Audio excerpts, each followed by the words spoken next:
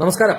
Palakkad ഉപതെരഞ്ഞെടുപ്പിന്റെ result എന്താവുമെന്ന് വളരെ ആകാംക്ഷാപൂർവ്വമാണ് കേരളം കാത്തിരിക്കുന്നത്. നാളെ ഉച്ചയോടുകൂടിയിട്ട് നമുക്ക് അതിന്റെ ഫലം അറിയാം.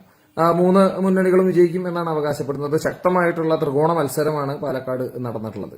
അപ്പോൾ ആരാണ് ജയിക്കാൻ സാധ്യത എന്നുള്ള എന്റെ ഒരു വിലയിരുത്തലാണ് ഞാൻ ഈ വീഡിയോയിലൂടെ ഷെയർ ചെയ്യുന്നത്.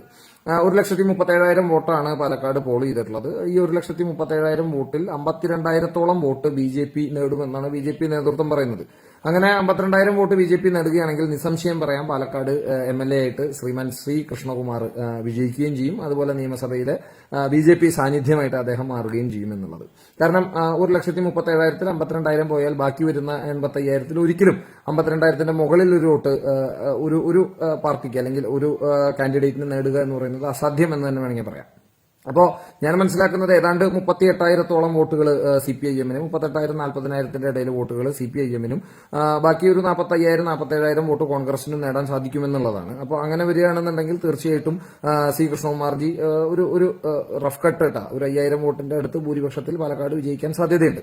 ഇനി 52,000-ൽ ചെറിയ കുറവ് വരികയാണെന്നുണ്ടെങ്കിൽ അതൊരു 48-ലേക്കോ 49-ലേക്കോ ഒക്കെ ഡിപ്പ് ചെയ്യുകയാണെന്നുണ്ടെങ്കിൽ മേ ബി ഒരു 1,000-1,500 വോട്ടിനും അദ്ദേഹം ജയിക്കാനുള്ള സാധ്യതയുണ്ട് എന്നാണ് ഞാൻ വിലയിരുത്തുന്നത്.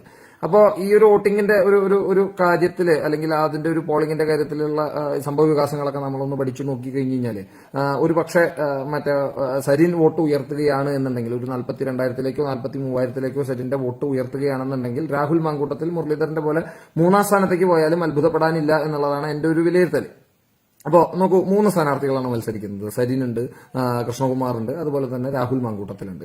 അപ്പോൾ അവിടെ ഒരു വോട്ട് ചെയ്യുന്ന ആളെ സംബന്ധിച്ചിട്ട് മറ്റേ കൃഷ്ണകുമാർ എന്ന് പറയുന്നത് പാലക്കാട്ടെ തദ്ദേശീയനായിട്ടുള്ള ഒരാളാണ്. അവിടുത്തെ ആളുകളുടെ ഇടയിലൊക്കെ ഒരുപാട് കാലമായിട്ട് പ്രവർത്തിക്കുന്ന ഒരു പൊതുപ്രവർത്തകനാണ്. പാലക്കാട് നഗരസഭയിലെ വൈസ് ചെയർമാനായിരുന്നു. അത്തരത്തില് എല്ലാ ആളുകളുമായിട്ട് നല്ല വ്യക്തിബന്ധം പുലർത്തുന്ന ആ നാട്ടുകാരനായിട്ടുള്ള ഒരാളാണ് ശ്രീമാൻ ശ്രീ കൃഷ്ണകുമാർ. ഇനി രണ്ടാമത്തെ ആൾ എന്ന് പറയുന്നത് സരിനാണ്. അദ്ദേഹം കോൺഗ്രസ്സുകാരനായിരുന്നു. അദ്ദേഹം ലാസ്റ്റ് ടൈമിൽ CPM-ൽ പോയിട്ടാണ് മത്സരിക്കുന്നത്.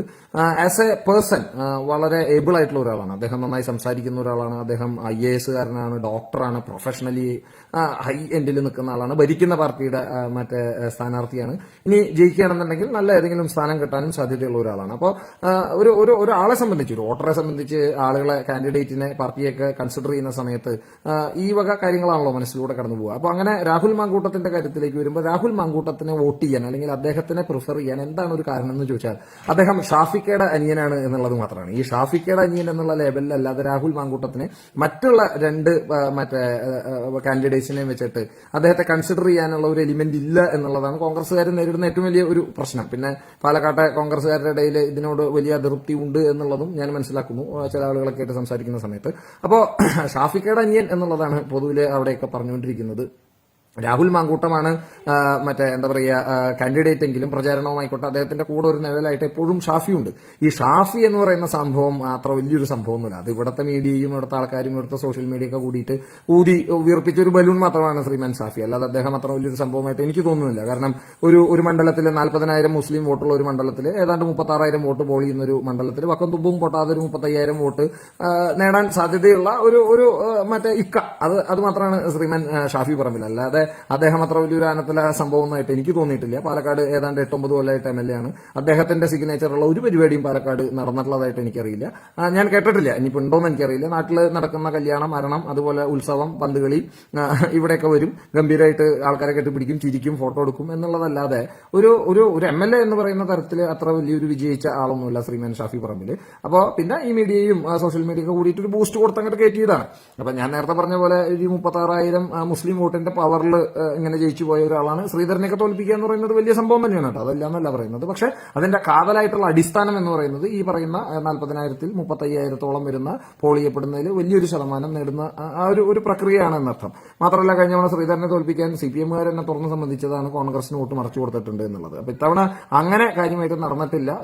CPM-ന്റെ നിലനിൽപ്പിന്റെ കൂടെ പ്രശ്നമാണ്. അപ്പൊ അവര് കൃത്യമായിട്ടുള്ള അവരുടെ വോട്ടുകൾ അവർ തന്നെ മറ്റേ സമാഹരിച്ചിട്ടുണ്ട് എന്നുള്ളതാണ്. അതൊരു 38,000-ന്റെ മുകളിൽ വരും എന്നാണ് എന്റെ ഒരു അസംഷൻ. അങ്ങനെ വരികയാണെന്നുണ്ടെങ്കിൽ തീർച്ചയായിട്ടും ശ്രീ കൃഷ്ണകുമാർ അവിടെ വിജയിക്കാനുള്ള സാധ്യതയാണ് കാണുന്നത്.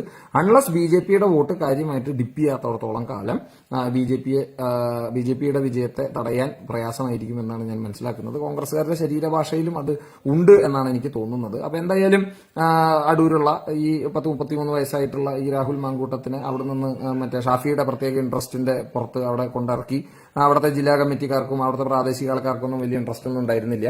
അപ്പൊ അങ്ങനെയൊക്കെയുള്ള ഒരാളെ കൊണ്ടു നിർത്തി പിന്നെ ഈ ഒരു കോക്കസ് കളിയും അങ്ങനെയൊക്കെ കൂടിയിട്ട് സന്ദീപ് വാര്യർ വന്നതോട് കൂടിയിട്ട് തീവ്ര മുസ്ലിം നിലപാട് കൈക്കൊള്ളുന്ന ആൾക്കാരുടെ ഒരു പിണക്കവും അതൊക്കെ കൂടി പഠിച്ച് അല്ലെങ്കിൽ അതൊക്കെ കൺസിഡർ ചെയ്ത് നോക്കുമ്പോൾ ഷാഫി മാറി രാഹുൽ വരുന്നു എന്നുള്ളതും കൂടെ കൺസിഡർ ചെയ്യുന്ന സമയത്ത് ഒരു പക്ഷേ നാളെ സരിന്റേതായിട്ടുള്ള രീതിയിൽ കുറച്ച് പേഴ്സണൽ വോട്ട് പിടിക്കുകയും CPM അവരുടെ കേഡർ വോട്ട് ഉറപ്പാക്കുകയും ചെയ്താൽ നാളെ ഒരു പക്ഷേ രാഹുൽ മാങ്കൂട്ടത്തിൽ 3ാം സ്ഥാനത്തേക്ക് മുരളീധരനെ പോലെ തള്ളപ്പെടുകയും അത് കോൺഗ്രസിൽ വലിയ കോളിളക്കം സൃഷ്ടിക്കുകയും ചെയ്യും എന്നുള്ളതാണ് എന്റെ ഒരു വിലയിരുത്തൽ.